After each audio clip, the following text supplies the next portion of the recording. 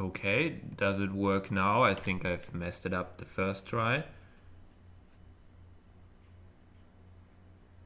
Hello? Was I live before? I don't know. What was going on? Maybe we should check it.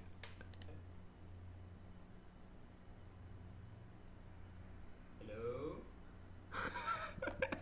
Whatever, man. Whatever, man. Welcome to Lasergurkenland, reachable under lgl.zillyhoon.com. LGL stands for Lasergurkenland, which is like Laser Cucumber Land in English. Let's get started. It's a vanilla server, like actual literal vanilla server. No speaker without plugins. It's literal vanilla. And yeah, that's crazy. Still killing dang withers. So yeah, please join here. You can do whatever you want here. It's free. It will stay on for a long time, and I'm currently temporarily testing performance stuff and my local hardware, my so to say fallback hardware, and see if it performs better than the hardware in the data center and stuff like that. So I would love to see more than 8 players connected.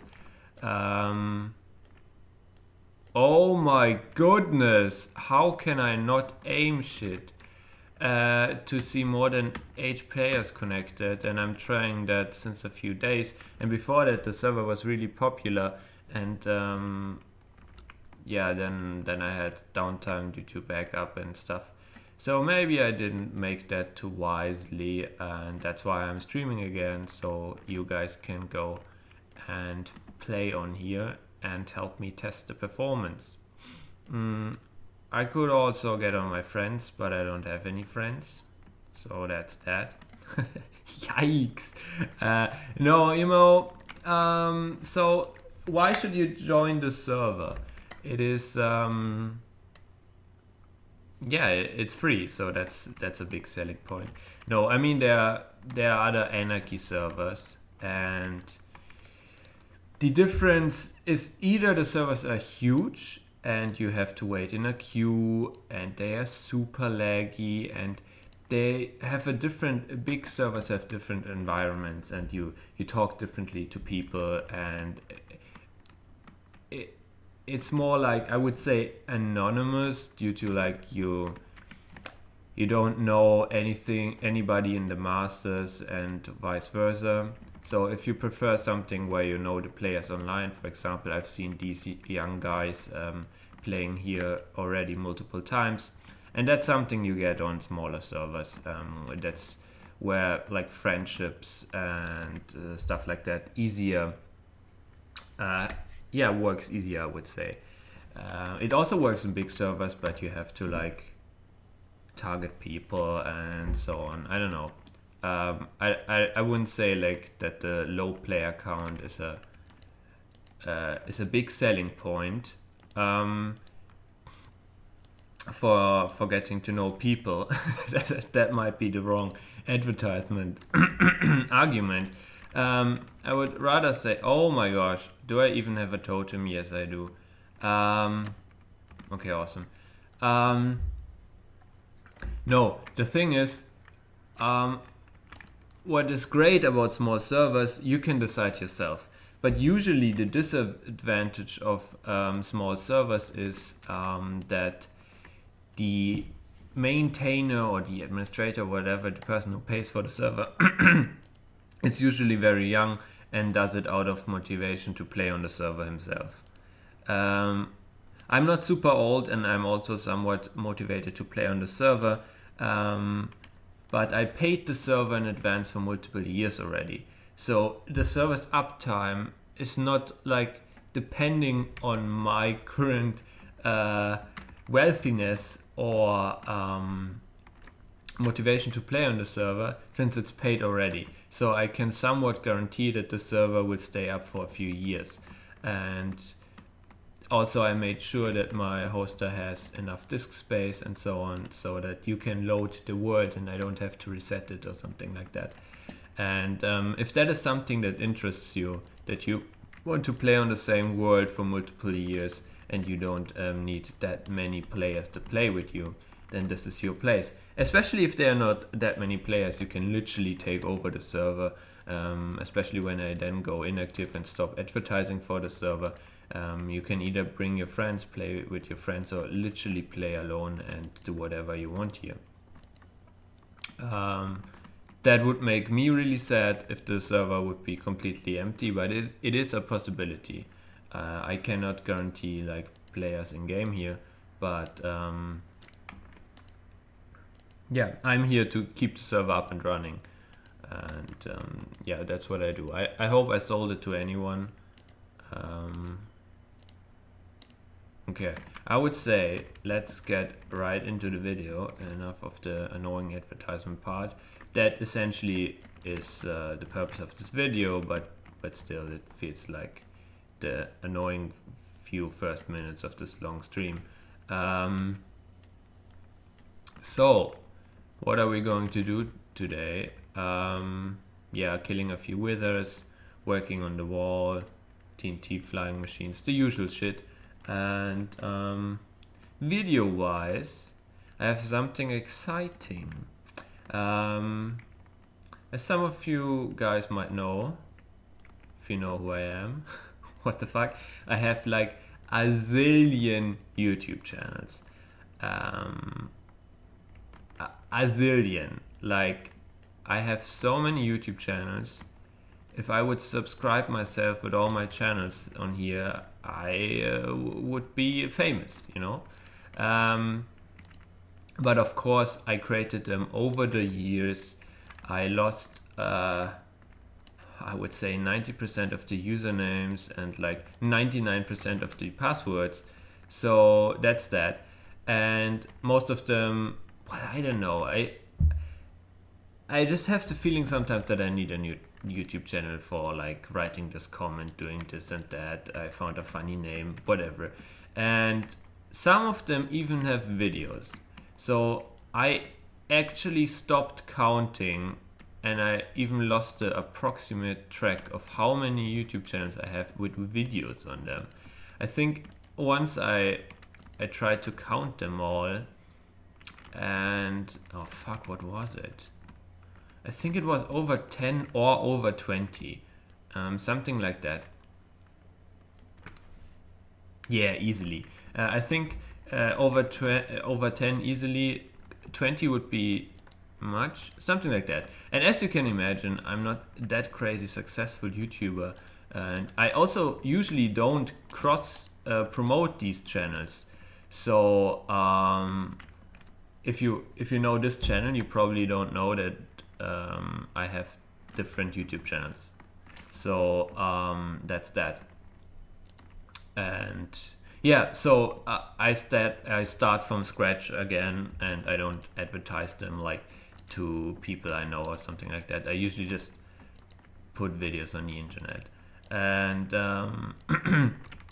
so I have a lot of unknown channels and unknown videos, and that's why it always wonders me, like, how do unknown videos even get clicked? How do I get found if I'm not recommended, if people don't know me, like from I don't know, like spreading the word vocally, you know what I mean? Like, if you don't tell people about it, and if the YouTube algorithm doesn't tell people about it, how are people supposed to find it? They have to specifically search this video title, and if it's something known already, you will be like on the bottom of the search because other people made a video about this already, or it's an unknown topic and nobody's searching it anyway. So it's always tricky if you use my approach to get known, and that's always why I find it exciting when I privately, or especially if I watch in these streams, videos that have not a lot of views. It's exciting for me. It's I think smaller channels are, if you're a viewer, can be really exciting. Also, you have this big influence. Well, the last channel we actually influenced, where he made a video responding to our comment, had 60,000 subscribers, I would consider that a bigger YouTuber already. I know in current days that's not too big, but I would consider that bigger already. But small enough to interact with the YouTuber, that is, as a viewer, I think that is really fun and exciting thing to do, to interact with a YouTuber and bring in suggestions and shit. I don't know, that's why I think personally as a viewer, small YouTubers are fun. As a YouTuber, it sucks to be unknown, of course. I don't think anyone would trade in the close relationship and interaction with the viewer base versus like being famous. That is just stupid. But well, I wouldn't call it stupid, but that is just I don't know, against the human nature of striving for optimization and like capitalism and getting rich and known and famous, right? Whatever. Okay, so what am I introducing that long? You maybe, well, I just said the title, so you saw it in the title already. We are not going to watch a tech talk. I found a, well, okay. Well, of course, if you search for license under Creative Commons, you usually knock off the first zillion results in your search, and that's how you can find as the first result something that is not too known already. Anyways, so we are going to watch a video called Agritecture. I don't even know what this word means. Urban Agriculture, Vertical Farming, Sustainable Strategies with Henry Gordon Smith. He has a hyphen in his name, that's crazy. And yeah, let's go. It's a video from 2020 and has 59 views. Oh my gosh, I think I have to dislike the video already. Oh my gosh, I'm so sorry. First I was thinking about, oh, it's so nice. But there are a few settings in YouTube. You can set the license from standard to Creative Commons. Then I think you're a really cool guy. Then you can set the deactivate the comments. Then I'm actually pissed. If a video has deactivated comments, no matter what the content is, I will always dislike it. Because I like interaction. I like when people can write something, and I think censorship sucks. And I also want to read what other people write and so on.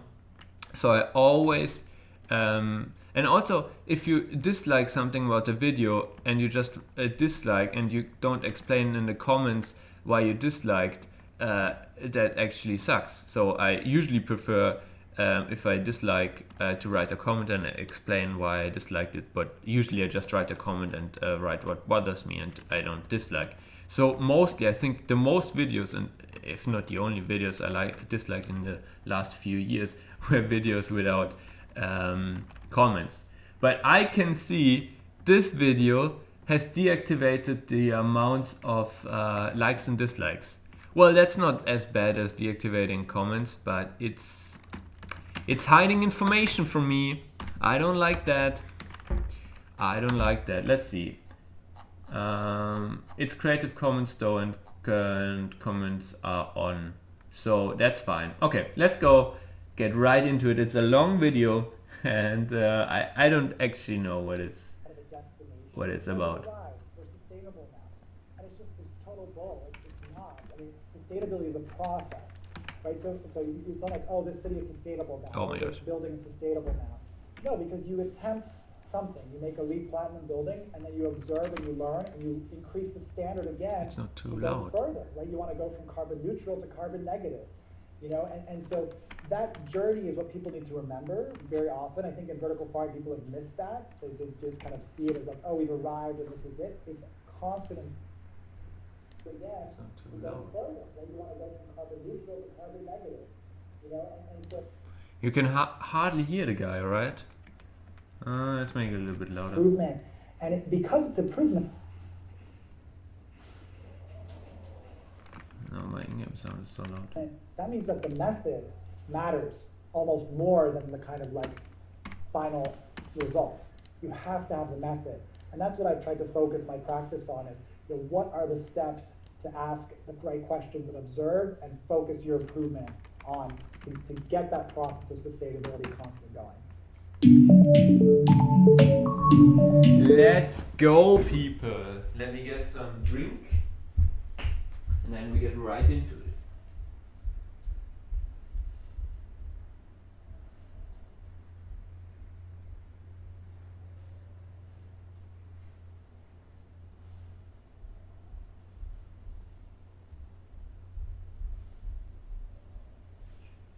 Or maybe I should clarify that my like zillion YouTube channels with videos, they usually have like only one, in special cases, 2 uploads. So that's that.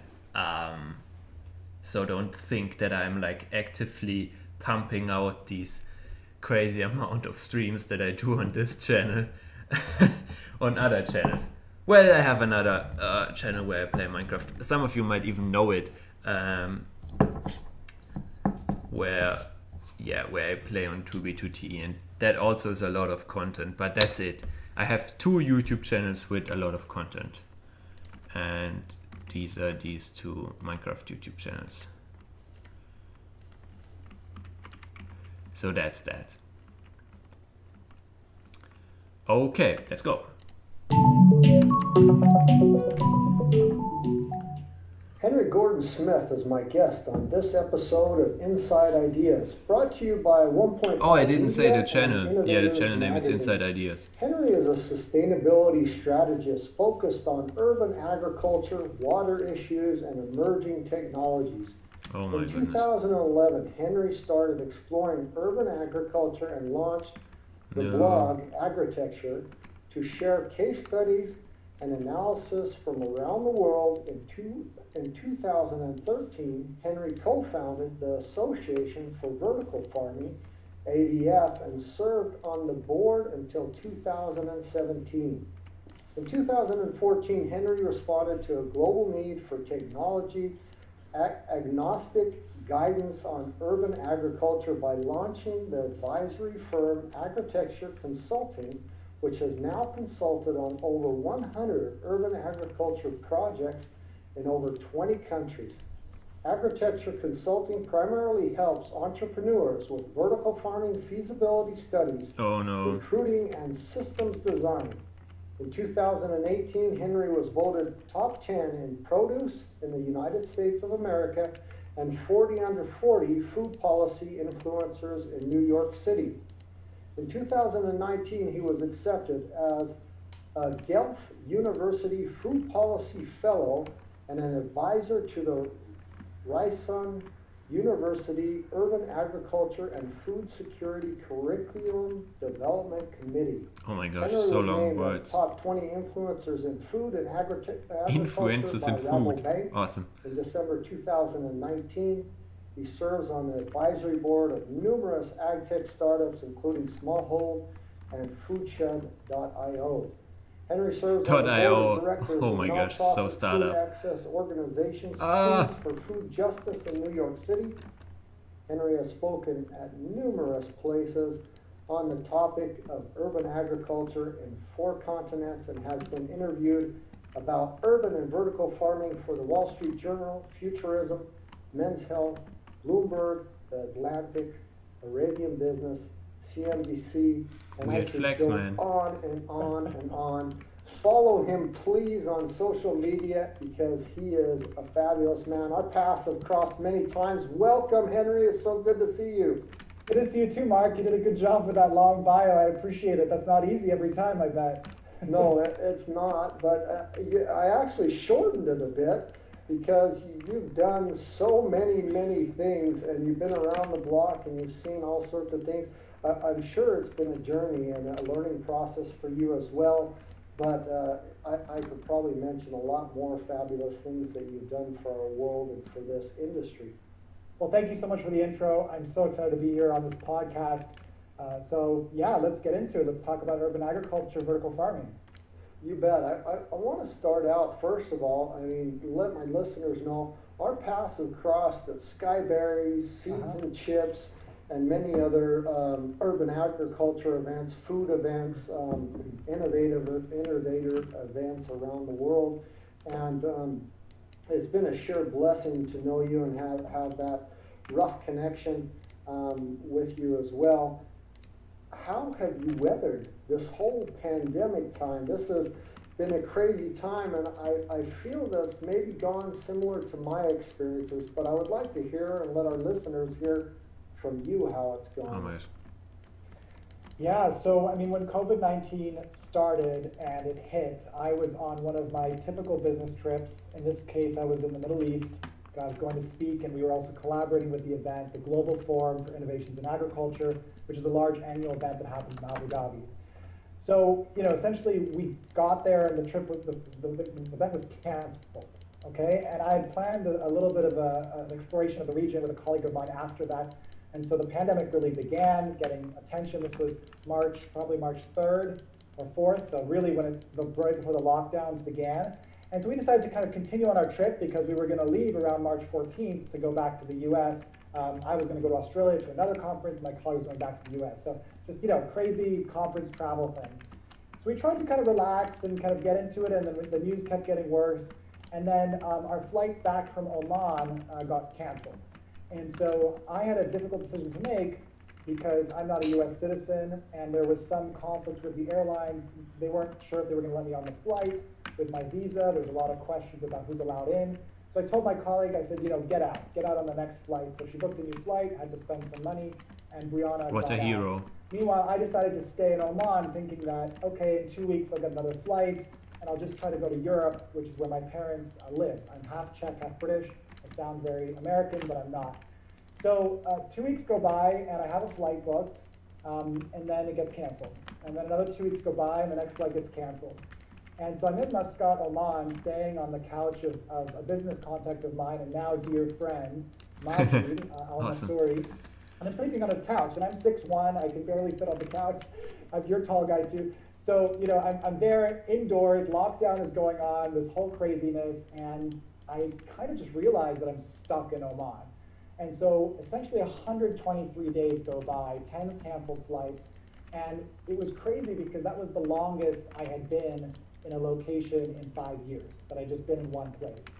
And I started to realize the travel was just out of control that I had before. I mean, it's difficult as a sustainability leader or someone who considers himself one and wants to be one to travel and speak at conferences and weigh that challenge of, okay, this is the impact I'm making through travel, plus, but I also am inspiring people and educating people, which is a positive benefit.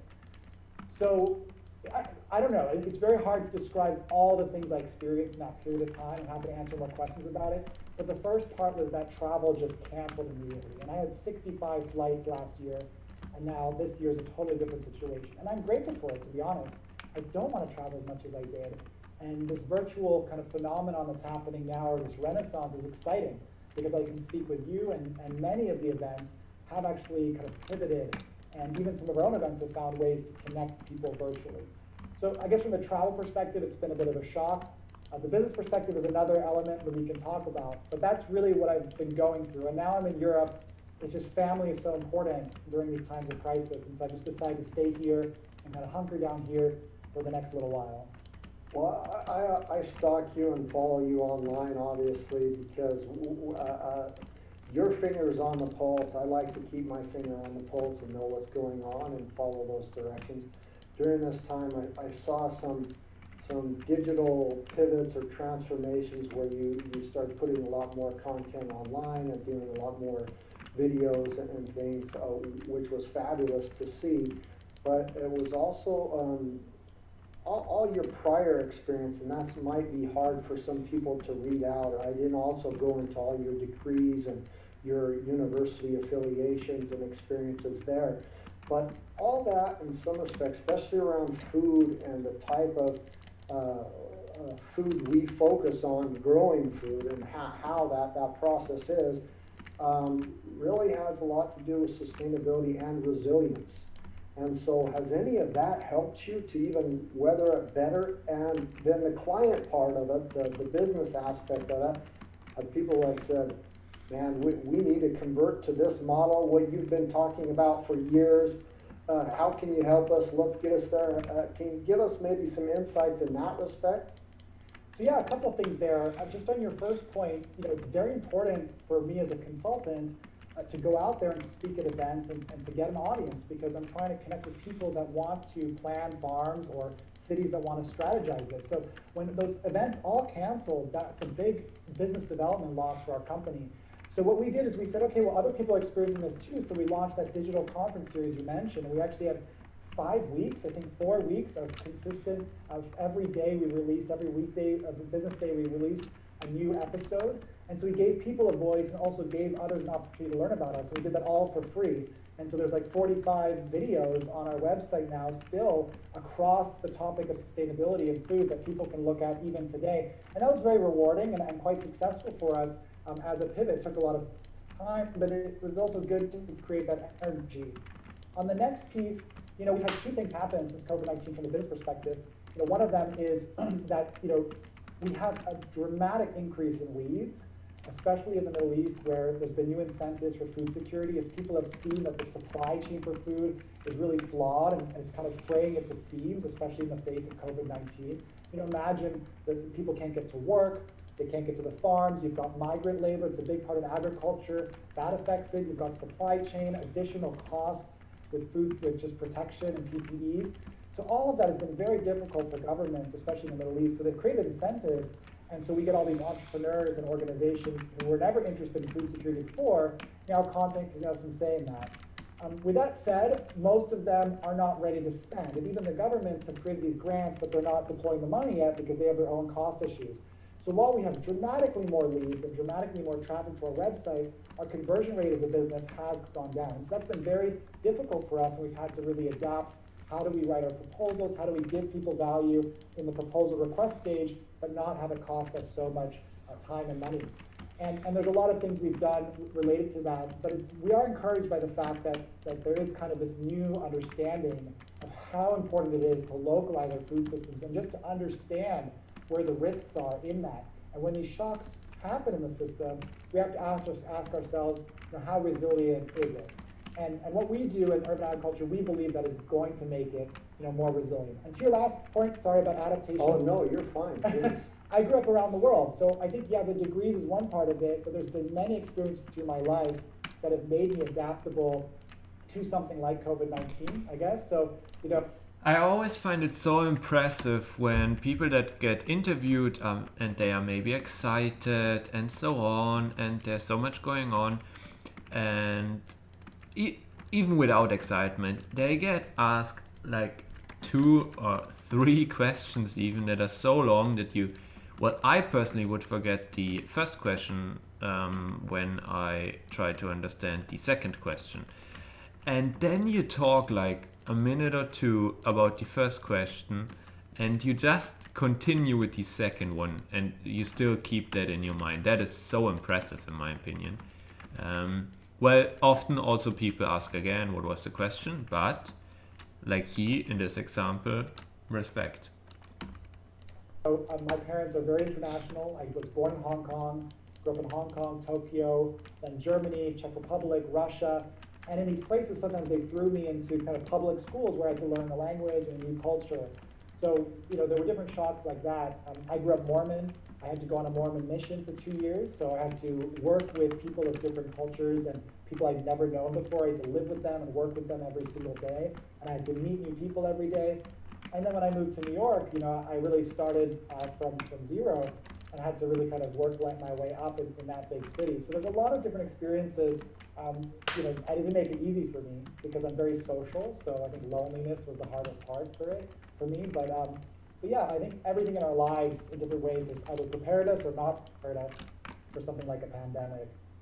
That's so wonderful to hear. There's so many things there that I could unpack, and maybe we'll go down a couple little rabbit holes as well. One, I also used to be Mormon LDS. No way! I went on a mission as well. Where'd you go? My mission was in Munich, Germany, so it was kind of crazy that that's where I grew up, is in Baden-Württemberg in southern Germany, and so right. That's where my mission was as well.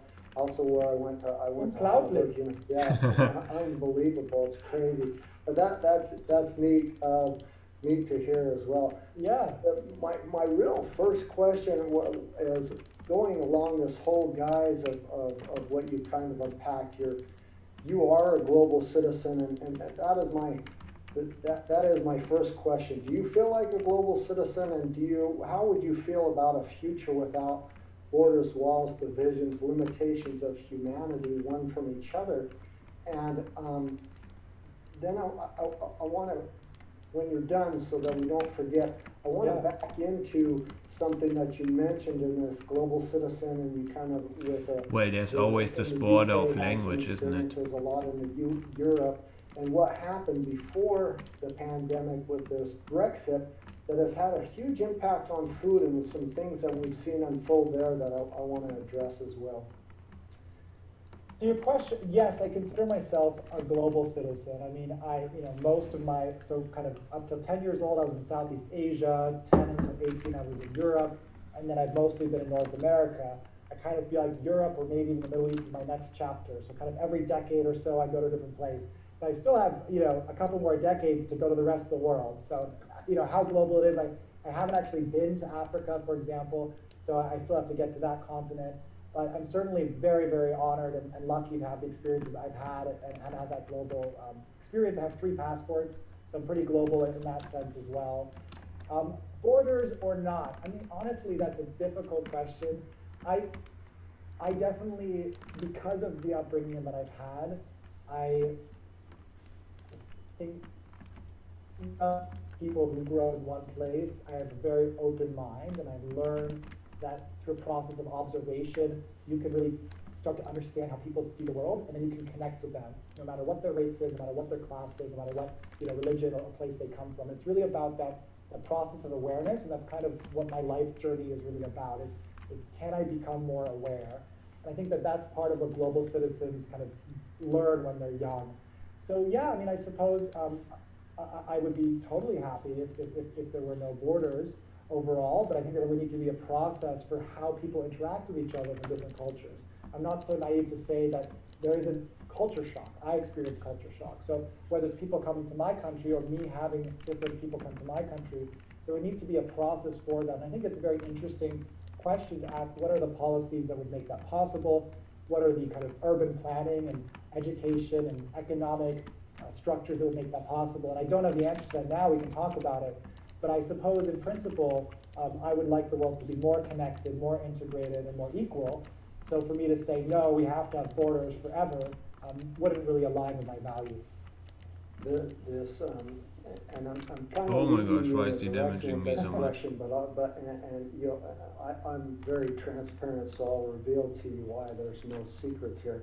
But really, during the pandemic, one of the major things that we deal with every day is food, and it is a global citizen. It's all over. It's one that didn't get stopped at the borders. It continued to move, for the most part, all around the world, because it's an essential, and it's also that way. But it's also our energy source, and so how do we kill these fuckers? Oh my gosh. Global citizen, so to say, but humans not. Those are two systems that almost always don't seem to jive well together when you're blocking one thing, but the energy source of that human is something else. And that's maybe a whole nother discussion or debate where it ties to the Brexit. So there's been a lot of bad civil frameworks in our world that are kind of unrest and bad decisions, bad players. And there was this big push with the Brexit and the vote that happened that had a strong play really around food and migrant workers going to the United Kingdom, taking jobs, but in well above 200,000, and I've heard numbers clear up to 600,000 some years that travel to the United Kingdom to harvest, produce, and create crops in the United Kingdom. Well, the Brexit kind of got rid of those migrant workers, and then the pandemic, the lockdown occurred. So the first question would normally be, during that time, did all those UK residents that voted on the Brexit, did they jump into those 200,000 plus jobs to harvest the food and produce the food? Did those jobs get filled and taken, and is everybody happy? Well, you know the answer, you're shaking your head. The answer is no. And then the second travesty that happened with food was that because they didn't have the workers, the harvesters, even though that vote was made, what they were doing is they were killing food back into the ground. So they were growing it and it would go to harvest, and instead of harvesting it and producing it or transporting it, they were just killing it under because they didn't have the labor to deal with it.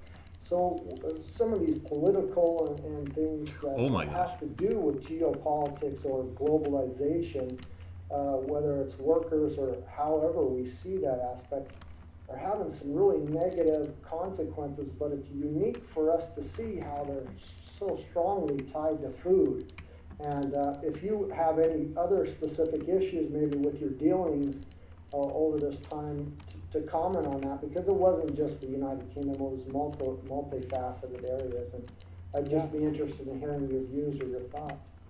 Well, I mean, I think one of the things I'd like to say is that, it's certainly not exclusive to the United Kingdom. When we look at our agricultural system as a whole, there is a huge number of migrant workers and a lot of women that are actually growing our food globally that we just need to recognize that they're doing that work.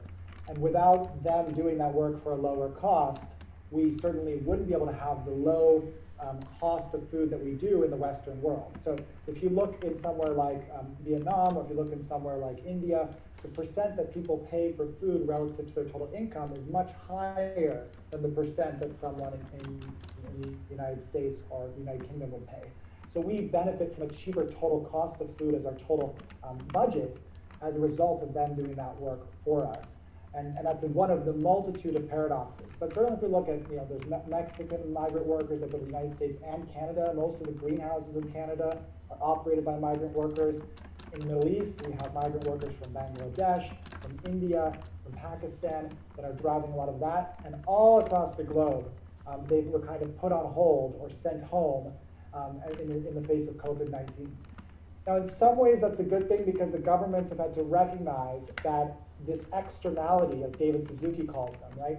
The externality of getting cheap labor and the other consequences of that, the risk related to that in this case, has not been accounted for. So whether it's what's happening with Brexit and then learning, even though I think it's ridiculous that the United Kingdom is trying to exit the EU, or it has done it, they are recognizing these risks that they have in their system. Will they do a good job in solving it? I don't know. But that's the benefit of any time we experience let's say a failure or a crisis in our personal lives or in our governments or in our globe, is we do have an opportunity to learn from it because we've identified a risk. So, there's always that two sides to it. So I guess my point is it's global, and that it's not necessarily only a bad thing, because whether it's the governments back home that have to figure out how to deal with these laborers and how to integrate them into the economy, or whether it's the countries that are benefiting from the migrant labor that have to learn how to be more independent and reduce that risk, there are some benefits to that. But it's too soon to say, and although I'm an optimist and a realist, I like to think optimistically, but I think I really do see things realistically. I'm not certain that we are going to learn from those lessons based on history. Yeah, they're definitely hard learning lessons. It's a hard way to have to learn it that way, but I think it is, and really if they can come out of that lesson more resiliently and realize that almost like it's a vulnerability in their system, that there's some kind of a hole or something broken in the system, that's a learning lesson that they can fix it and not repeat that mistake again. So I really like that. I'm going to hit you right off the bat with probably one of my hardest questions, period, so that we can get it out of the way and maybe deep dive. It's the burning question, WTF, and it's not the swear word, it's what's the future? Well, this is an exciting question. One of the things that I first thought a lot about when COVID-19 hit was I remembered this future of society workshop that I had done with an organization called Future IQ. Where's my scenario analysis, imagining, what are possible futures for regions and countries. And it's a really exciting, interesting consulting firm. But I had the honor of being invited with 29 other experts. So the ex-mayor of Vienna was there, the head of government for KPMG was there, and it was in Windsor Castle. It was really exciting, in St. James's House, which is a kind of a thought, think tank space in Windsor Castle. So I go there and I'm excited, imagining the future of society, but when COVID-19 hit, I remembered what our conclusion was. So we kind of did an axis, so we imagined 4 possible scenarios that we had agreed upon, and we went through really interesting activities, including imagining the headlines between now, every 5 years until I think 2040 was our last element. And I'll send you the documents, you can link to it in the podcast. It's an interesting report. Perfect. So what we concluded, these 30 experts, was that the direction we're going, and this happened December 2018, the direction we're going, the most likely direction we think we're going is towards sort of what we called, clusters, which is essentially these kind of, guarded walled cities or communities. Think of a gated community, but the gated community inside of it has more than just a gym and a pool. It has the co-working space you need. It has actually a school where students go in and there's a caretaker, not necessarily a teacher, a caretaker, and then teachers are zoomed in virtually to the classroom, and the parents feel safe because oh my gosh, their own culture. Did he say zoomed in? Is this a thing now?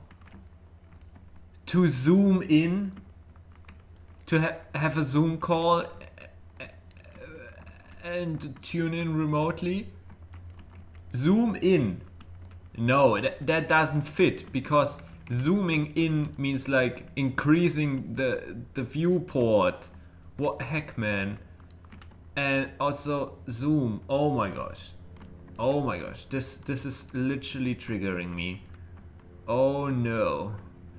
I wish Zoom and so on and Discord and WhatsApp will be replaced by some more, I would say, ethical, open source, community driven software projects.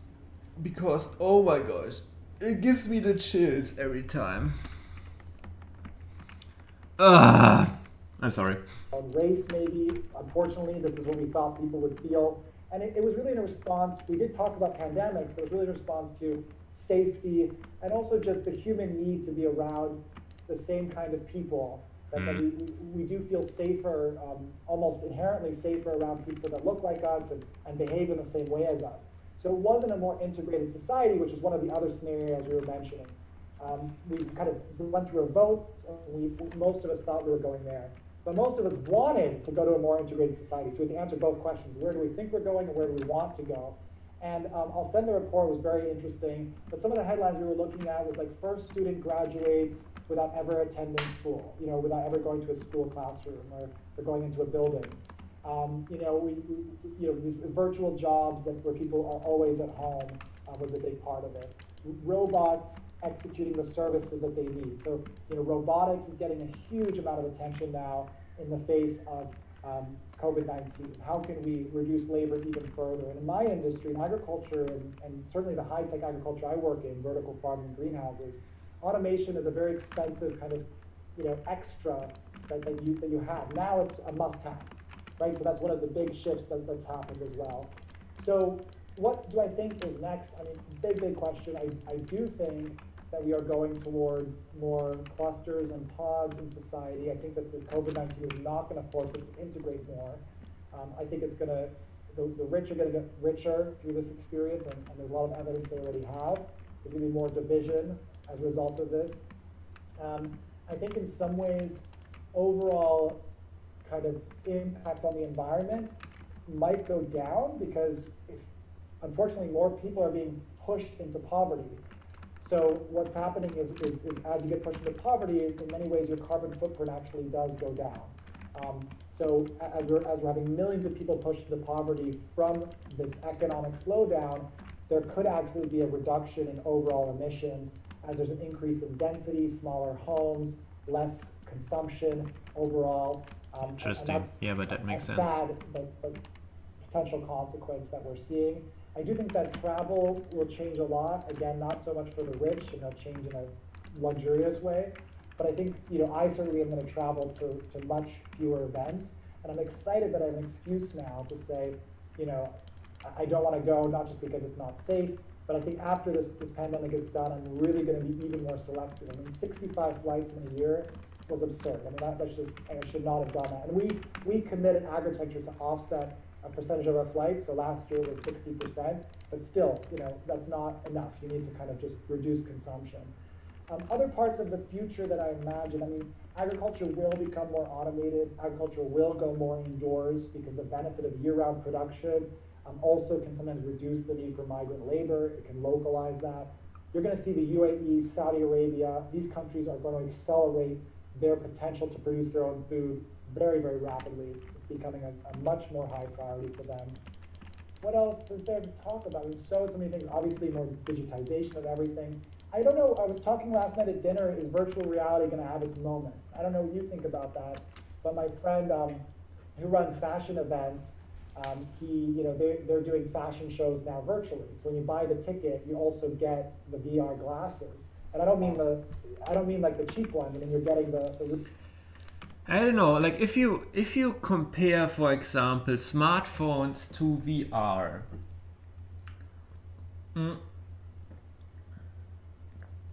I remember the first time I heard about smartphones was shortly, well, I was younger back then, but it was shortly before the white masses adopted and used them, and the first smartphones were usable already, and they were useful devices. Sure, they replaced our already established device, the phone, but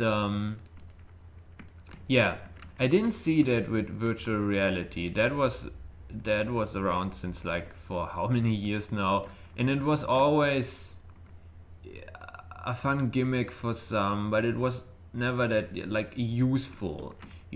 Or like, how do you say, I think the user experience, the few things I tried in public spaces or whatever, they were kind of exhausting, and I don't know, it's like comparing it to the first I don't know, like smartphones or like touch devices or whatever, that I see a big difference, and that boomed for sure, like these touch devices and phones and tablets and whatever.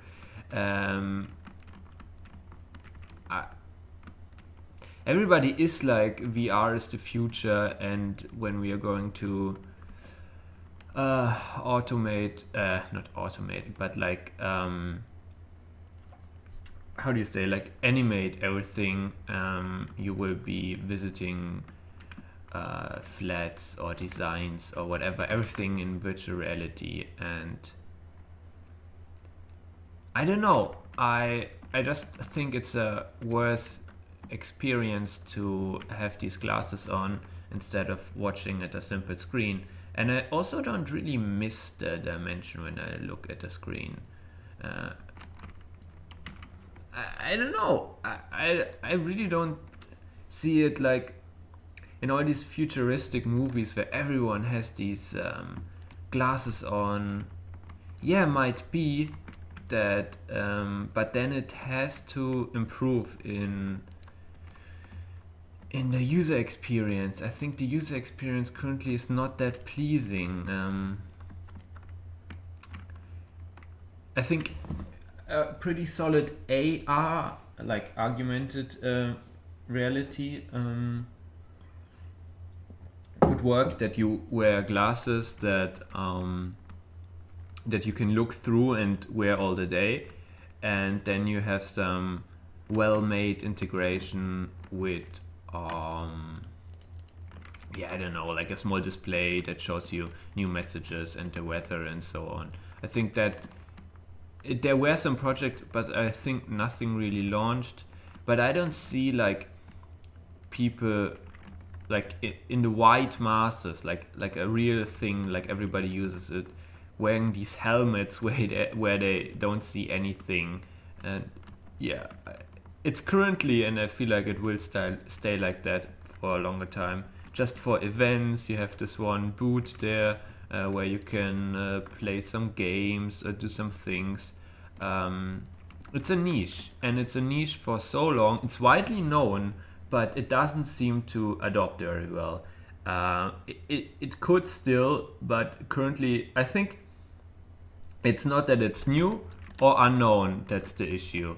And so maybe the issue is something more deeper that has to be fixed so that these adopt widely. That's my opinion, but what do I know? As always, ignore what I say and listen to the talk. Also, please check out the original talk and leave them a view because they only have 59, so that's not too much. Awesome. Okay, let's see what he has to say about VR. Really good ones. Yeah. So you're getting the ticket and that's going to obviously drive the cost down of VR, and the experiences become more normal for people.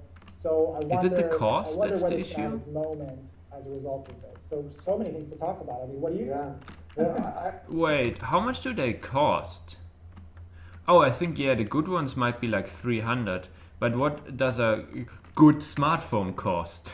Like, I don't think that the cost is the issue here. Or do you need a phone more than this thing? Yeah, okay, that might be an argument. Okay. Well, I think blaming it on the cost. I mean, you can also like slap your smartphone into like a box that you can like build yourself, and then you have it as well. So, I mean, is it really the cost that's the issue? Well, I can only talk from my personal oh, I really don't want to kill that. The seventh guy and Do was here on the 17th of October 2020. I think it's a nice place. I'm a big fan of farms, and I usually don't want to kill them, but I'm also against water, especially in the 1000 by 1000. If I want to build farms, I will build them myself. I mean, there are no seeds here, so I'm not destroying too bad. Okay, that's fine. I really think that, so with the VR question, that we're already seeing just in our area a lot of vertical farms and nurseries that have already walked through a 3D walkthrough where you can use your own VR to kind of get the live feeling in the greenhouse or the vertical farm itself. That really leads me as well into some things that you touched upon with vertical farming, nurseries, and that there has also been some trends and movements, and you're going to probably have to help me distinguish the two. So there's the Vertical Farming Association, which you were on the board till 2017, and then there's Agritecture Consulting and all the other many things, and we're going to get into the super new thing that came out just recently that I also was part of, winning a prize of, which I was not. But that it really started out as an open system, so it was either Agritecture or Bright Agritechs, zip lines, or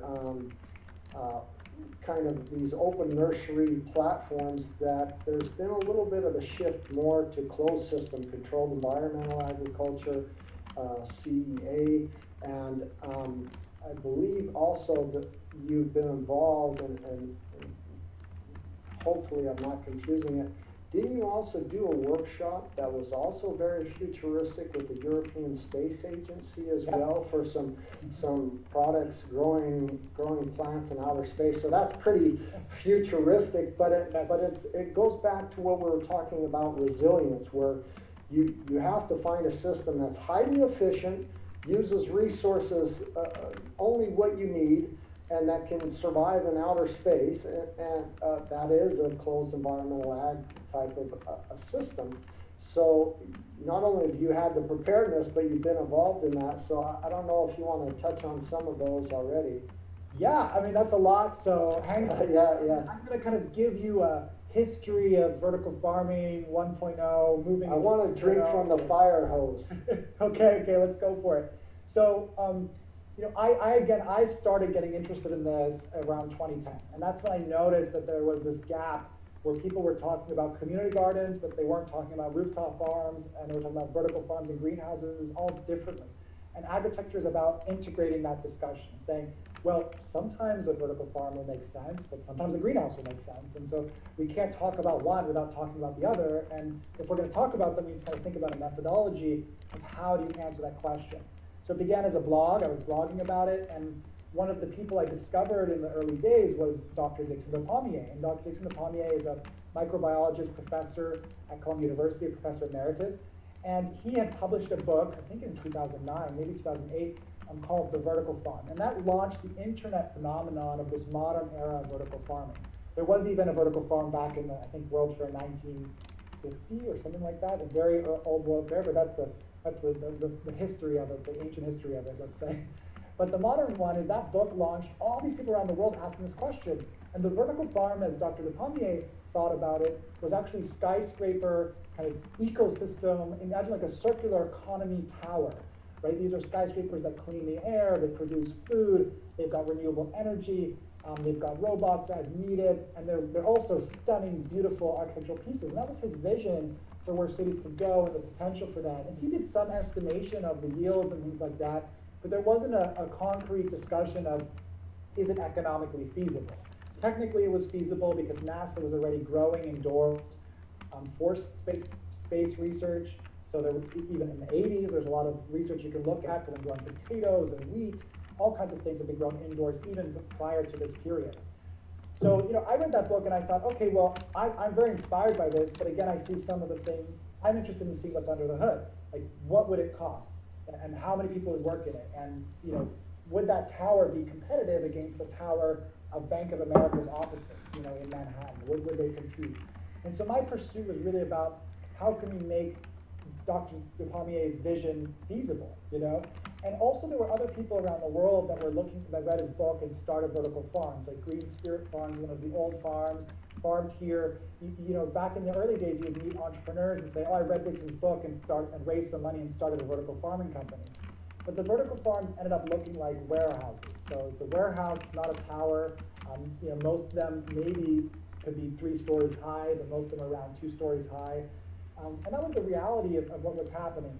And so there started to be this kind of divide between I don't want to call what Dixon did hype because it was really visionary, but there was a lot of hype that spun out from that. People architects designing things that were not feasible. There's this dragonfly concept for New York, which is this enormous tower. And I started, at Agritecture, started digging deeper into it, running workshops, trying to get into the depth of it, and estimating those costs. And I realized very quickly it wasn't economically feasible for a vertical farm to be in Manhattan, for example, because agriculture, even in its most dense format of vertical farming, cannot compete with residential and commercial rental rates. So it does have a place in the city, but it doesn't have a place in the most valuable parts of the city. And so Dixon actually became my mentor. I went to Columbia, we worked together, and I remember we designed a vertical farm for the Bronx. I created this course called Challenge in Vertical Farming, and my job was to take his vision and make it real. So I found a real site in the Bronx. I looked at the kind of zoning that a vertical farm would fit within. I designed it according to FAR, what was allowed legally. I thought about the community, I thought about the number of jobs, and that was my first really feasibility study. And Dixon kept saying, make it bigger, make it taller. And I said, no, we can't. It's not even allowed on the site to make it bigger in that way. But on that journey, I started connecting with this global community. One of them was Max Losel, who was also talking to Dixon, and he's the CEO of Agrilution. And Dixon said, we need an organization that would bring people together. And so with Max, we co-founded the Association for Vertical Farming. And that was a very exciting period of building up that organization and getting kind of global events and workshops. And we did so much work to standardize. There's a great glossary on their website. There's great visuals of how you understand vertical farming. But I had to resign because I faced the same problem, is that the companies in the Associated Vertical Farming were pushing vertical farming as the solution. There is no one-size-fits-all. And for me, as a design thinking individual, I couldn't align myself with those values any longer. So I ran a workshop where I was teaching members about the differences between greenhouse and vertical and soil. And some of our members criticized me for that as a board member and saying, no, you should only be promoting vertical farming. And that just wasn't for me. So I resigned, and I also realized in that process that to create a global kind of nonprofit is very difficult because agriculture is so contextual to your climate, your labor conditions, your policy. So that's when I started the NYC Agriculture Collective, which is a more regionally focused organization just on New York City. And I created an organization that has no membership fees, so the ability to kind of collaborate and put sweat equity in was better. And we were able to pass the first bill for urban agriculture as a result of our lobbying, which was very, very exciting. So I don't know if I covered everything you talked about, but that's kind of the journey. And now I would say we're past the hype stage, and people are really asking the tougher questions. What I love now is that new entrants to the space aren't as naive as they were before. They can get more information online. And that's really exciting because that's how we're going to kind of leapfrog and get this technology as a real solution out there. And so that's really kind of what's been going on with the journey. I don't know if I missed anything. I agree with you. I don't think there's a silver bullet or magic bullet for all. It's not one size fits all.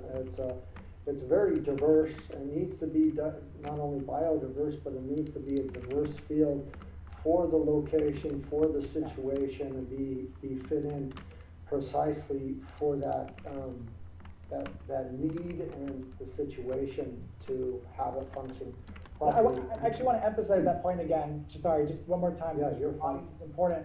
So, when I was studying sustainability management at Columbia, what I learned really quickly was that there was this idea when I entered that sustainability was kind of a destination. Oh, we've arrived. We're sustainable now. And it's total bull. It's not. I mean, sustainability is a process, right? So it's not like, oh, this city is sustainable now, or this building is sustainable now. No, because you attempt something. You make a LEED Platinum building, and then you observe and you learn, and you increase the standard again to go further, right? You want to go from carbon neutral to carbon negative, and so that journey is what people need to remember very often. I think in vertical farming, people have missed that. They just kind of see it as like, oh, we've arrived and this is it. It's constant improvement.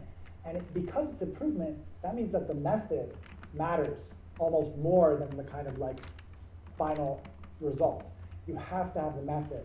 And that's what I've tried to focus my practice on is, what are the steps to ask the right questions and observe and focus your improvement on to get that process of sustainability constantly going. That's fabulous. Thank you so much. In that, it leads nicely to really what I want to discuss. So I teased it a little bit. So you came out during the pandemic, and you've been working on it, I believe, from well before that. You kind of teased and said you're working on it, and I joined the Slack group and the others, and went into, was following on Twitter and others about this. But it's Agritecture's design program, which really can, help you get the numbers, the true cost, which is so needed, and especially for people who want to eventually leapfrog, or who are starting out that have no clue, but need some good tools. Can you tell us a little bit more about that tool and the evolution over the past little while, and how do I kill these? What you're seeing? Yeah, I'm really excited to have you talk about Agritecture Designer, because it's really a big part of my DNA and my experience and what we've done as a company. So I talked about that vertical farm I designed for Dixon, and it was so difficult. I literally had to go to different vendors to get quotes, and then I would have to change my scenario, right? So if I would get a bunch of quotes, I'd say, actually, I think I actually want to change to this crop. Now I have to get a whole new set of quotes about the equipment and the costs. So, that was like a 6-month study. And when I look at the entrepreneurs that I was working with on the consulting front, which we started our consulting business in 2014, and been doing it since then, we've worked with hundreds of clients on answering their questions about how much is it going to cost, et cetera. And there's a constant process of iteration and experimentation with what's going to be like. But the journey for them, if they don't work with us, we can typically design a vertical farm in about 3 to 4 months. If it's a big one, maybe a little bit shorter if it's a smaller one. To do it right, to make sure you reduce those costs and make sure you think about the sustainability questions. But if they were to do it on their own, it can be 6 to 12 months of attending events and researching online.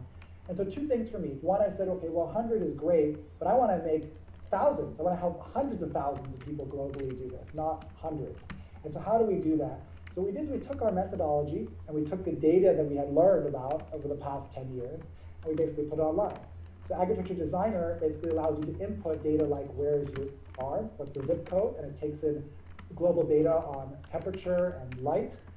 You can input in your own labor costs, your own energy costs, water costs. You can input the kind of financing you're having, whether it's a loan or an investment. You can input the size of your farm. You can select, this is the first time online, you can go through a list of crops, okay, typical in urban farms, select them, and it will actually give you the yield for it.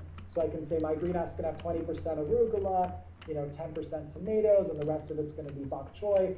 And you can do all of that, and basically within minutes, you will get a 10-year economic projection for your greenhouse or vertical farm.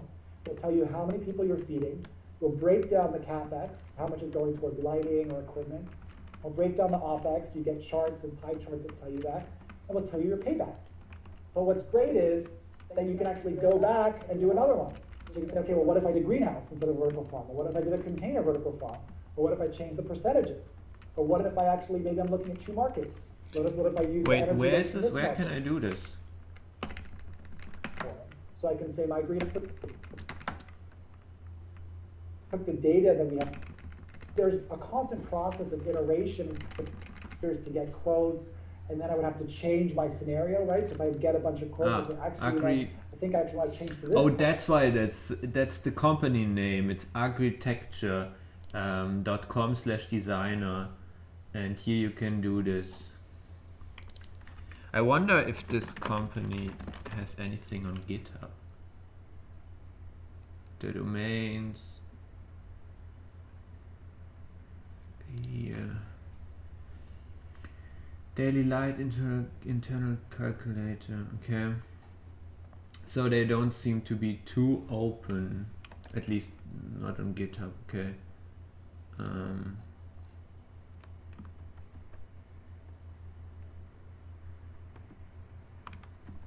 Okay, but interesting.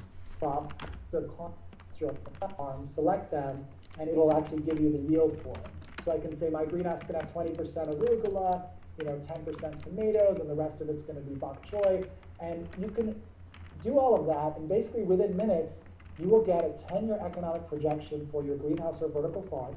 It'll tell you how many people you're feeding. We'll break down the CapEx, how much is going towards lighting or equipment.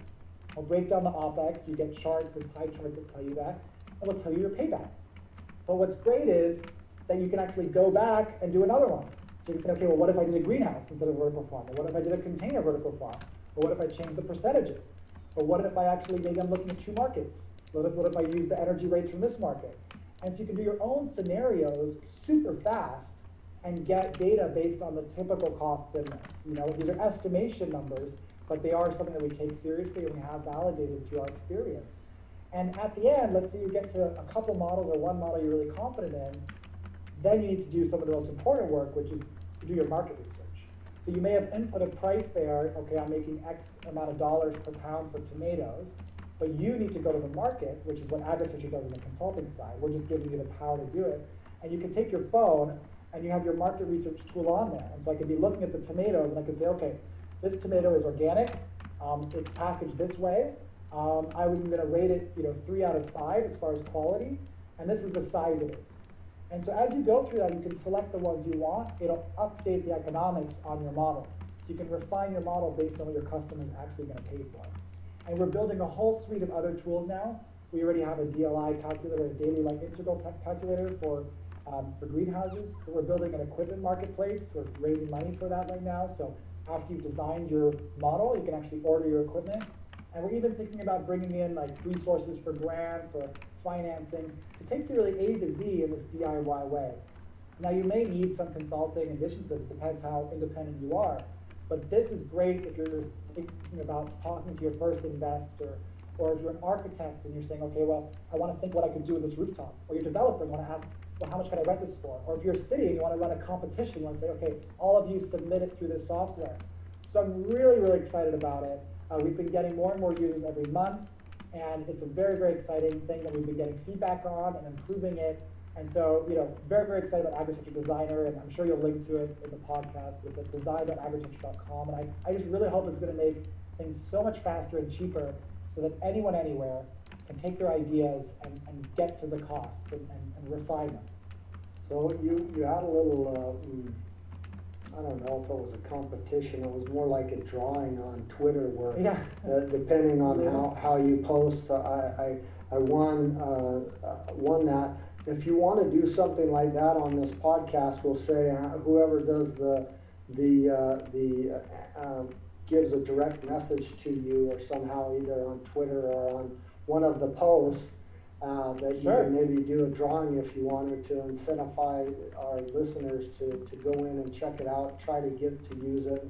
I would encourage to look at it definitely, because as far as the market's concerned, as far as the industry is concerned, you're the leader, you have the tools, you're providing the help, you've got the knowledge, you can not only do the consulting, but you've been around the block. I mean, it's not that, we could say, yeah, it's the Hanging Gardens of Babylon. I'm come from 4 generations of hydroculture nurseries in Germany, Germany's largest hydroculture nurseries, which is, the lava rocks and the different type of hydroculture that was done back then. But you need to get that knowledge, that wisdom somewhere if you're not reading the book Up or the Plant Factory or Dixon Despommiers or consulting with you. It's nice to have those tools to make your process, your journey a lot easier. I want to go back. Let's do the contest. We can do it. Let's just do it. So we will do it. Yeah. If you want, we can just shout it out. But let's say within a week of this podcast being published, you can tweet at agr-designer, and actually if you go to Agritecture Designer, you can use the free part. So you can develop your vision, your first idea, just answer some So questions. much water, that's so messed up, man. Click share that, and when you share that, just tag Agritecture Designer, and we'll give one lucky winner, free access to the classes, which is the first part of the software. So I'll keep an eye on that, and we can include that in the description. Why not? Perfect. Yeah, I'll do that. I'll put it in the link and then do exactly what I did on the show when we release it. You said a lot of things and we didn't really get to unpack them. So you discussed, I'm a global food reformist. I'm also an advocate for the Sustainable Development Goals. You've heard this probably from me and said it yourself. You said it at the beginning that 1, we need a globally reformed food. 2, we need to empower women. 3, we need to empower girls. And a lot of people don't understand that. Women and girls, why do we need to empower them? They're the majority of farmers, food workers, food harvesters, food producers in our world. It's not Farmer Joe in Germany or in Ohio. It's the women and girls around the world who are sacrificing school, education, and not only a fair wage, but that true environmental cost, this percentage of EBITDA, that total environmental cost of producing food that is not going into our food, which is disrupting our food systems. And so I really like that you mentioned that earlier, and I wanted to touch upon that as well, because a lot of what we do is not only educating people where our food comes from, how it's produced, what future methods of production are, but that whole education around how we can improve it and empower people to be stronger.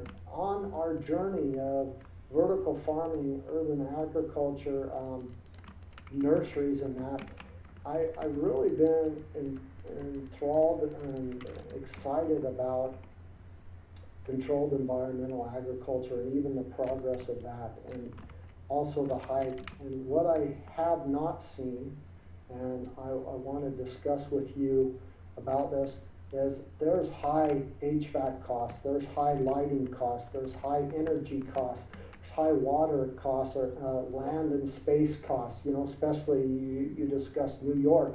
My God, the price of real estate, then you have to charge $10 for a head of lettuce or whatever just to break even, I guess. Well, that's not a good model. So how much are you seeing this trend, or is there, of close environmental agriculture or even vertical farms that are implementing 100% renewable energy, 100% battery backups, 100% full water management systems, not only gray water recycling, backwater turned into organic fertilizer, using IMOs, indigenous microorganisms as nutrient film technologies, things like that, and also getting rid of that high pink or colorish hue in the lighting spectrum and just throwing in a white that really doesn't make a lot of difference in how you view, and keeping that system completely closed.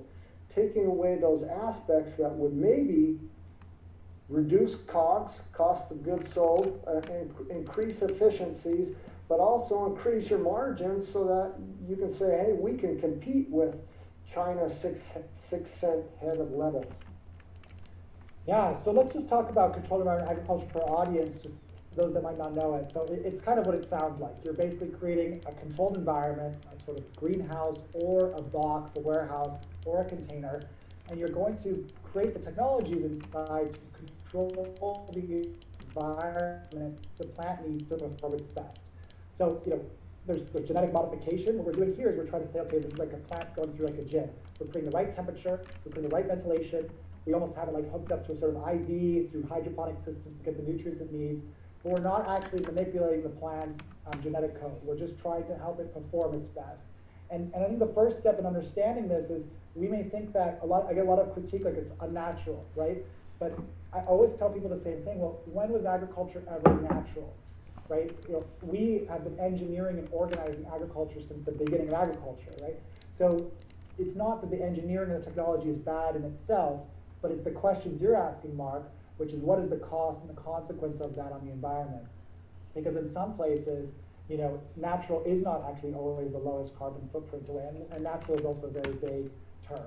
So, we're trying to control that environment, but because of that, we have a lot of equipment, and so inherently there's a lot of embodied energy with that equipment relative to something. Oh, come on. Oh, come on. Why do I even prepare these tube stashes if they get raided constantly? I mean, that was a grief, wasn't it? I mean, you cannot take all this stuff in your inventory. Maybe you can. Okay. If it was to enrich a person's own inventory, that's fine. I actually cannot criticize that. But if you just destroy to destroy, that's yikes. I mean, it's anarchy, but the anarchy doesn't mean that you have to be an asshole, right? Okay. Well, too bad. Let's dupe a bit. Yeah, storing items so that you don't have to dupe that often doesn't really work out if you stream your location, I guess. I mean, I doubt it was any of the viewers. Well, maybe, but it's also like near spawn and shit, so that's that. Let's get my duping equipment. Let's dupe it in, man.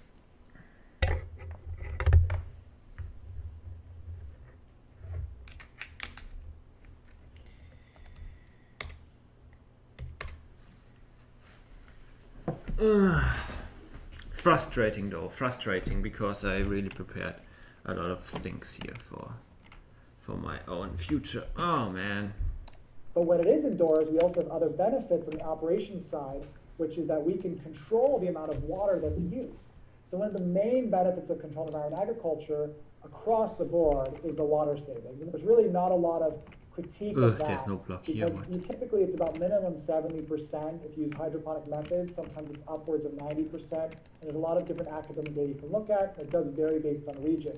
But in our economic models that are planning, that's about the range that we see. So when we use 70% of the fresh water globally for agriculture, obviously a lot of that is for meat production. But we want to make sure that when we're growing other things, oh no, there were blocks, right? That we're not just irrigating outside and losing it. We want to recapture it. So I think that is just a benefit that we can kind of agree upon. That's the main benefit of this. The other benefit is that we don't have to have as much pesticide use or no pesticide use because we're creating an enclosure that protects from the pests. So while there's an embodied energy cost of enclosure, we actually are getting the benefit of not having to spray with pesticides, which is a big environmental benefit because those fertilizer and pesticides are causing OSHA acidification, which is a big issue as well. But another cost on the environmental side is, again, as you mentioned, when we try to control that climate, we have to use sophisticated climate control systems. What is And even a in here? greenhouse, let's say your greenhouse Okay, is in that's some Abu sponges. Dhabi, okay? You're going to have enormous costs to power and cool that greenhouse in the winter, or in the summer, because you have so much humidity and so much heat. So while you're getting year-round production through the greenhouse, it comes at a cost. And that cost obviously translates to a carbon cost if the source of the energy is carbon source. Now, if that greenhouse is somewhere else that's more seasonal, that may be reduced. If it's somewhere colder, you're gonna have increased costs in the winter, okay? Now, vertical farms can exclude that entirely. So actually, your HVAC costs can be more stabilized in a vertical farm in an extreme climate. But nonetheless, you have the lighting in a vertical farm that you don't have in a greenhouse, which is the point you were making. So in the lighting in that vertical farm, you have thousands of lights. I mean, you're talking about light, like if this is the plant, light, light, light. So think about all that equipment and all the energy related to that. It's So working it really well. comes down to where is the source of the energy? And 9 times out of 10, the source of the energy is dirty. And so vertical farming tends to have a higher carbon footprint globally in its current format than other methods of agriculture. Interesting. Greenhouses do tend to have a lower carbon footprint. Now, I will say it does depend where it is. My answer to this question comes from an analysis we did for Coca-Cola, which compared a greenhouse on the outskirts of New York to a vertical farm on the outskirts of New York to a traditional farm in California.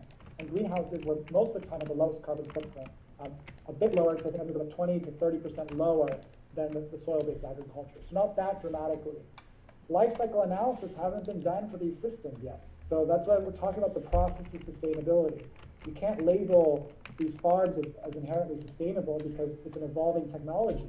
And so until a full life cycle analysis is done of what the cost of those equipment are, the sources of the materials in it, we don't really know.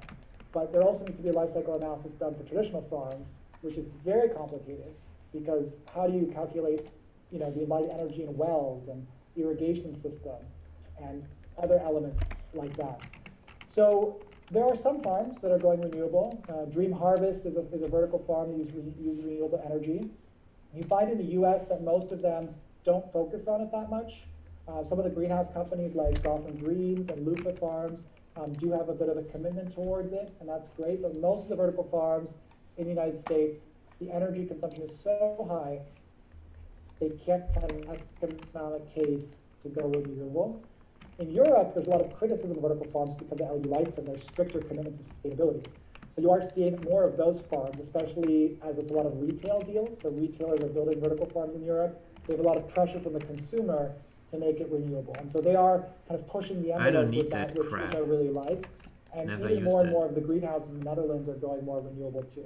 So Europe is a leader Also, I don't use in sick kind of touch. the use of controlled environment agriculture from a circular economy perspective. On your water question, most farms, vertical farms or greenhouses take I water also from never the use grid, those. from the utility.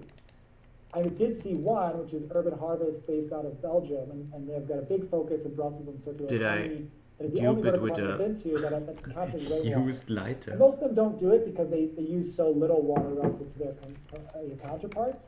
But I really admire that these two entrepreneurs took the time to just capture rainwater and do that. As far as kind of organics and that, there's a farm. There's very few of them, to be honest, Mark. There's a farm in Florida called Three Boys Farm, and this is kind of the story of it. So kind of a hippie-run hydroponic greenhouse farm, and it's awesome, and the product is great. But it was all organic. It was certified organic, and they had these big kind of compost tanks that they would make their own compost tea, and it was a pretty big facility. I mean, like in 10 greenhouses, quite large production. But they had a really difficult time competing on the market because the certification for organic was taken away from hydroponic farms. And so if you don't have that additional certification value, and there's still a debate going on in the US and Europe, it's not allowed at all, then there's not really an incentive for the farmer that's using hydroponics to go organic and to use more sustainable sources for those nutrients. And there is a fair critique that the nutrients used in hydroponic systems are from mine sources, and we don't know what the environmental impact of those is or who's working on them. And are those laborers treated effectively?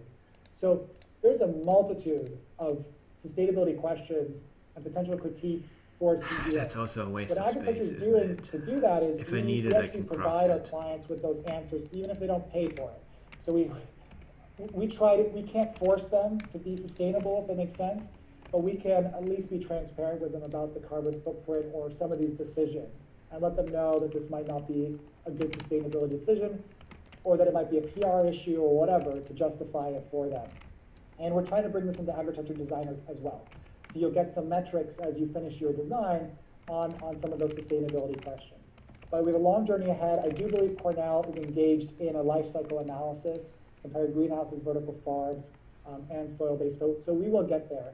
But certainly you can't assume that these farms are sustainable, and there's many areas across the board to do that. I mean, I would like to see, human waste, and animal waste used for the nutrients in these farms in the future. We have a long way to go before that's acceptable. I have a couple other questions about in that direction. So just in the past 2 years, there's been some pop-ups of some big movements in this arena. One of them being Plenty. Do you have any thoughts or feelings on how that's going and how that's actually impacted the entire industry and the move? Yeah, I mean,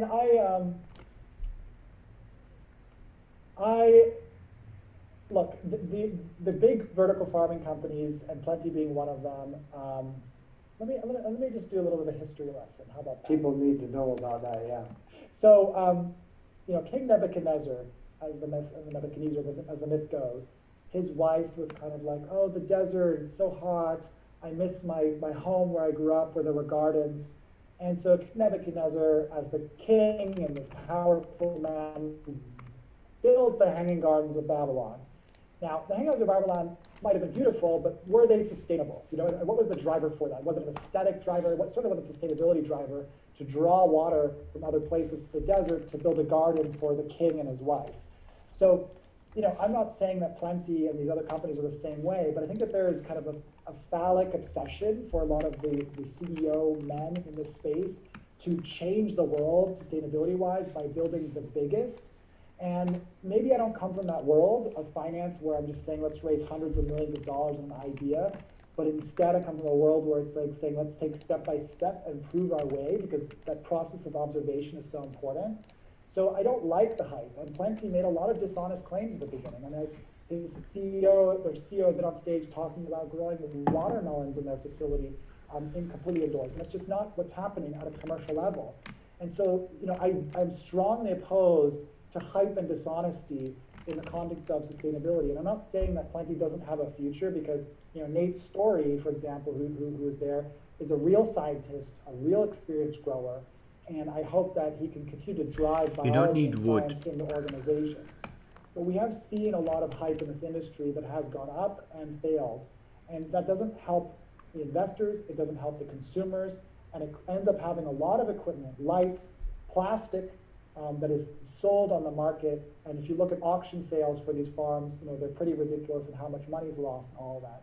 So I am more of a step-by-step kind of guy, and I think that don't underestimate what the smaller companies that are going step-by-step can do to really impact food security in their communities and impact sustainability.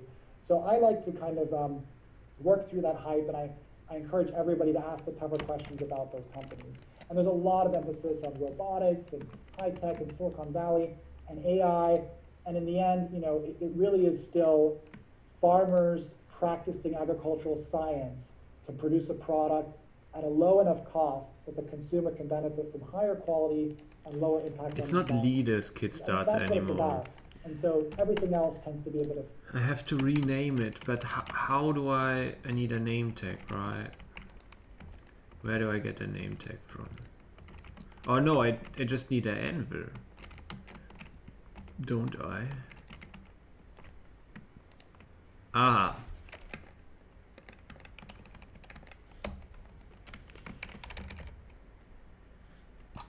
So I can distinguish them and know that it's my kit. I know it's inherited from Lide and I should give him credit, but yeah, whatever, he has credit on the tool, so that's fine.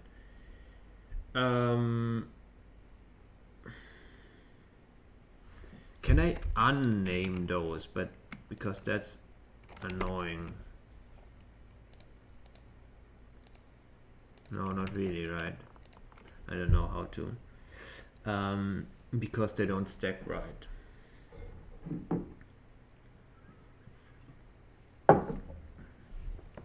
Okay.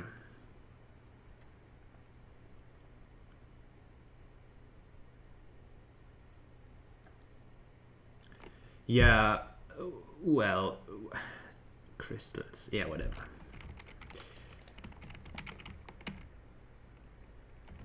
Okay, so I have the Lide edition and the Zilli edition. Should I keep both of them? So that one is complete, right? Okay, nice. I really want to keep that somewhere. I don't see it on this device. Let me put out the cobblestone so I have that here. I should maybe replace my armor with something better.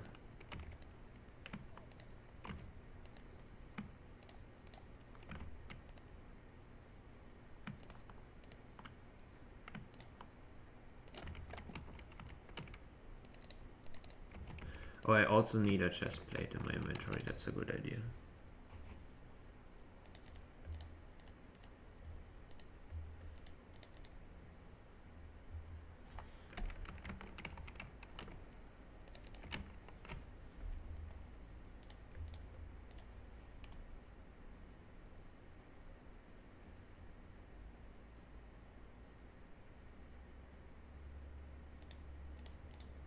So the elytra's almost broken.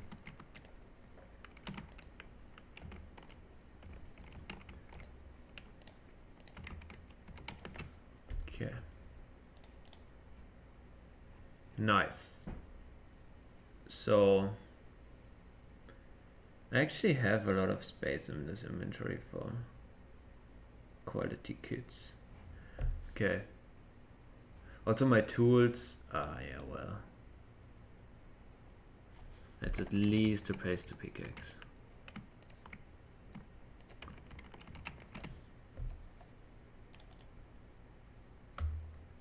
Okay, nice. So now I stored the leader edition of the kit, and I'm now going to do my version because I need currently more arrows and stuff. So that's that.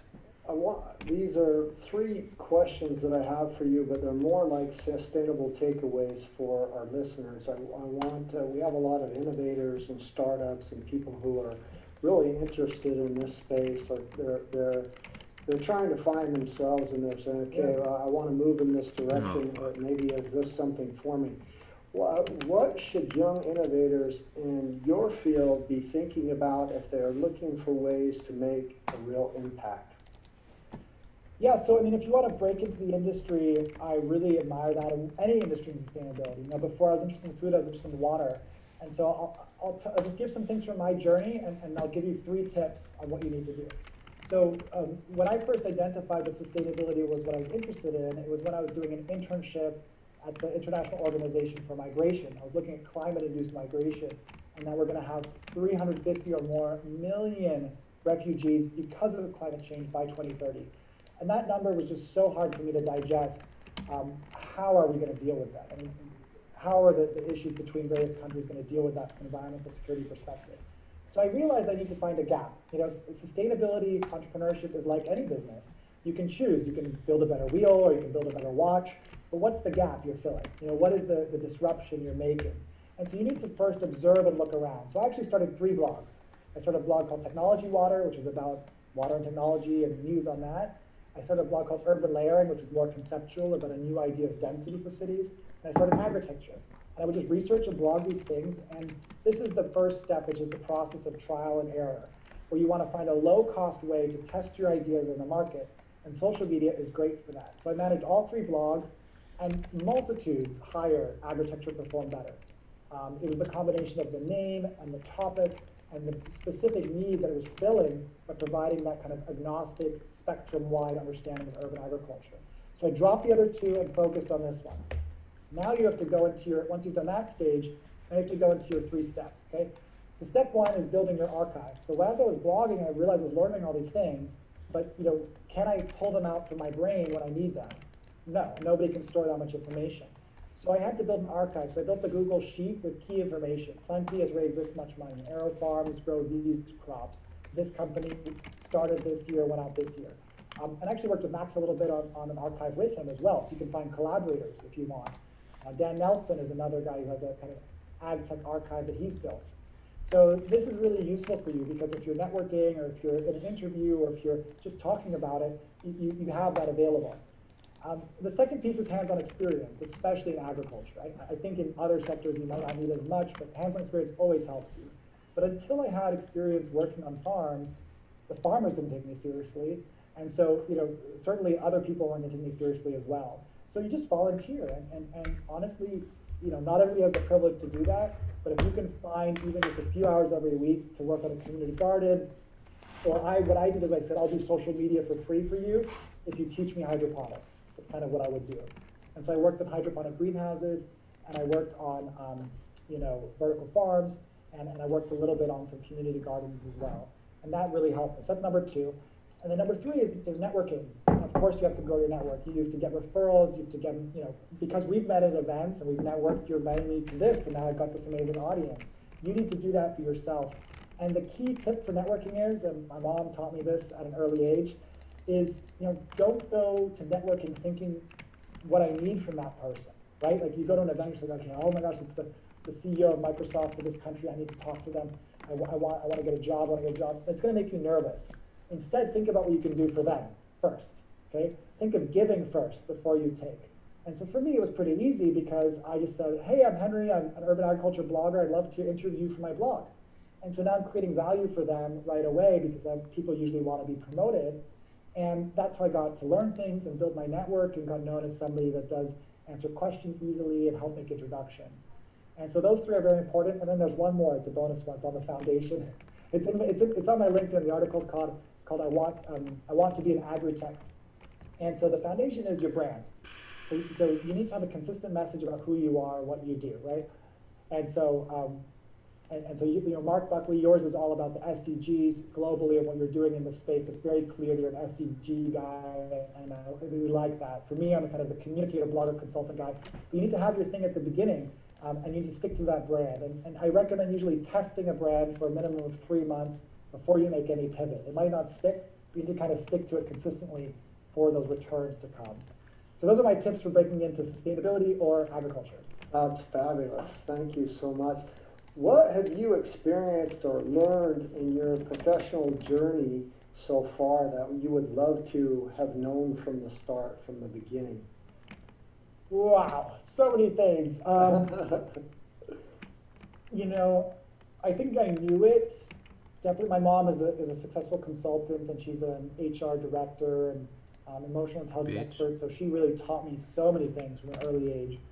One thing she taught me is it doesn't matter about your technology or your brand or your business model.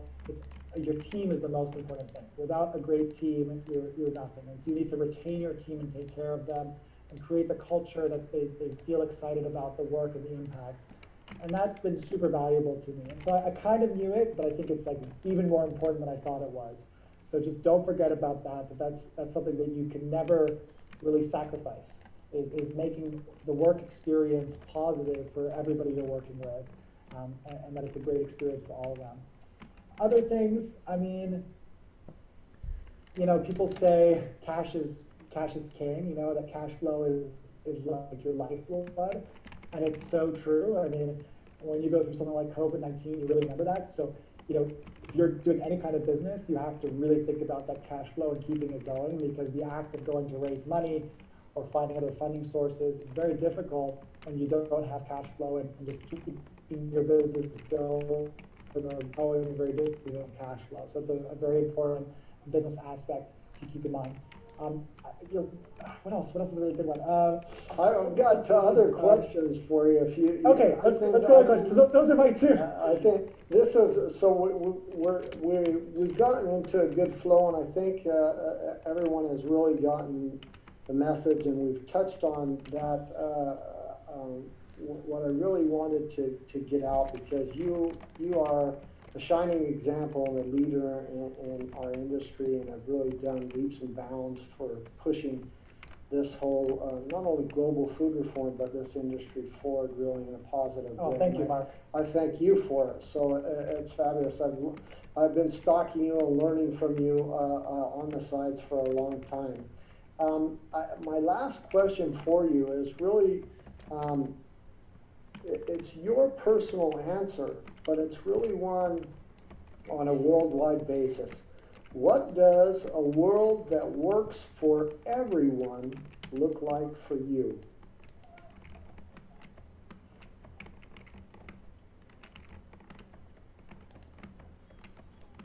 I think that, you know, the happiest moments in my life have been where I can see a path forward for my dreams.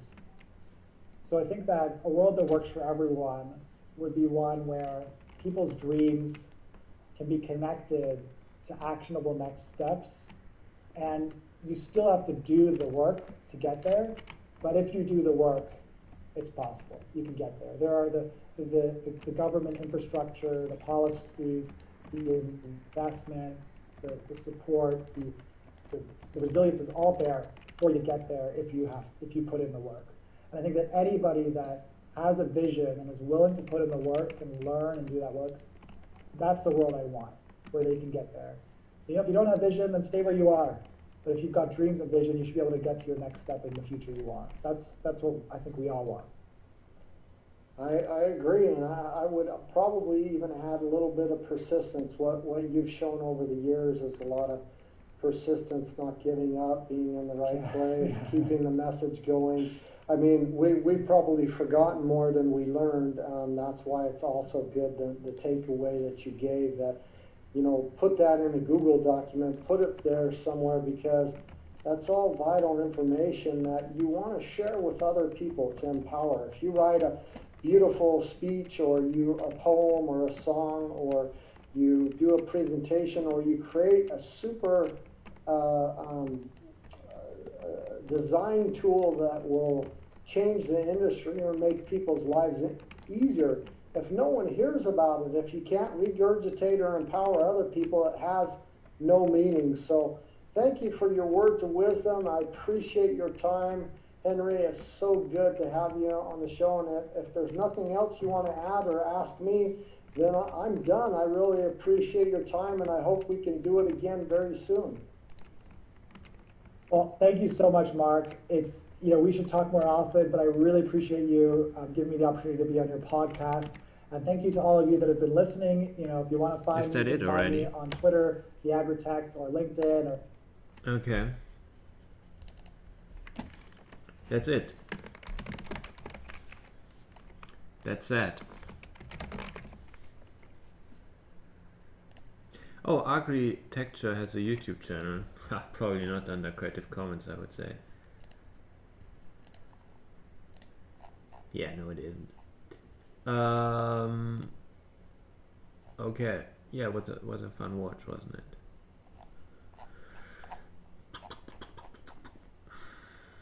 Check out the video that I linked in the description, please. Still hasn't reached the 60 views. I guess that's it for the stream. Maybe I start another one.